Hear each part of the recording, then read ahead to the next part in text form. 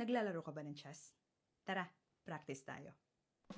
You only need your kings, 2 pawns sa white, 1 white queen, and 1 black pawn. Set this up.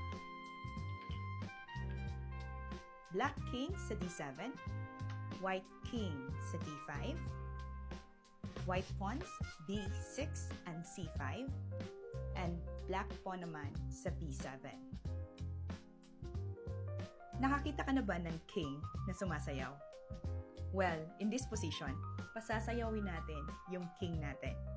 And I call this one the triangle cha-cha-cha. Lapit ka. Lapit ka. Huwag kang mahiya. Turuan kita. Let's start this. Paano nga bang gagawin yung triangle cha-cha-cha?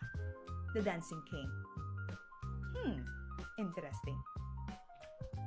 The goal of this position is to make the black turns to move.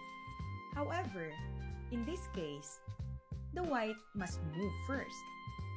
Kaya gagawin natin yung triangle cha-cha-cha. First move, white king to e5, black king to c6, white king will move to d4, black king will go back to d7, and now white king will go to d5. We arrive in the same position, but the black king now has to move. We just made a triangle shape to get the tempo. And if we continue this game, the black king must move. Say for example, he goes to d8. White king goes to d6. Black to c8. King will move to e7. King will go to b8. The white king will follow to d7. King to a8. Now you have to be careful. The next move is very important. White pawn c6. If black captures the c6, white king goes to c7. Black pawn to c5, only move. Pawn to b7, check. Black king to a7, the only square. White pawn will promote and check.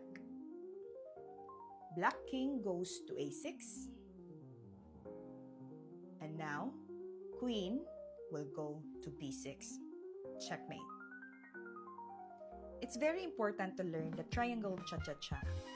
Not only gaining the tempo, it can also help you support your pawn to promote. Madali lang, di ba? You can use this one in your next pawn endgame. And let your king dance. Cha-cha-cha. You can go now.